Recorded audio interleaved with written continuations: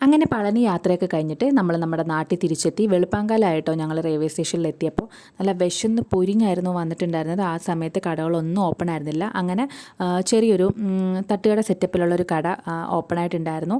അങ്ങനെ അവിടെ വന്നു. ജസ്റ്റ് കയറിയിരുന്ന് നിങ്ങൾ ഫ്രഷായി കഥയൊക്കെ പറഞ്ഞിരിക്കുമ്പോഴത്തേക്ക് ഫുഡ് റെഡിയാക്കി തരാമെന്ന് അവർ പറഞ്ഞിട്ടുണ്ടായിരുന്നു. അങ്ങനെ ഞങ്ങൾ നേരെ കയറി. ആദ്യം തന്നെ അവർ ചായയൊക്കെ ഇട്ട് തരുന്നു.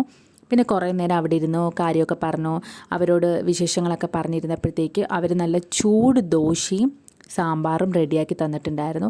പറയാതിരിക്കാൻ വയ്യ, നല്ല അടിപൊളി ടേസ്റ്റ് ആയിരുന്നു. നല്ല ചൂടോടെ കഴിച്ചുകൊണ്ടാണോ നല്ല വിശന്ന് പൊരിഞ്ഞിരുന്ന് കഴിച്ചുകൊണ്ടാണോ എന്തോ നല്ല അടിപൊളി ടേസ്റ്റ് ആയിരുന്നു.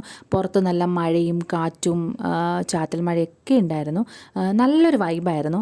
മൈത്രിമോൾ ആ സമയം കൊണ്ട് നന്നായിട്ട് ഉറങ്ങി. നല്ല ക്ഷീണവും കാര്യങ്ങളൊക്കെ ഉണ്ടായിരുന്നു.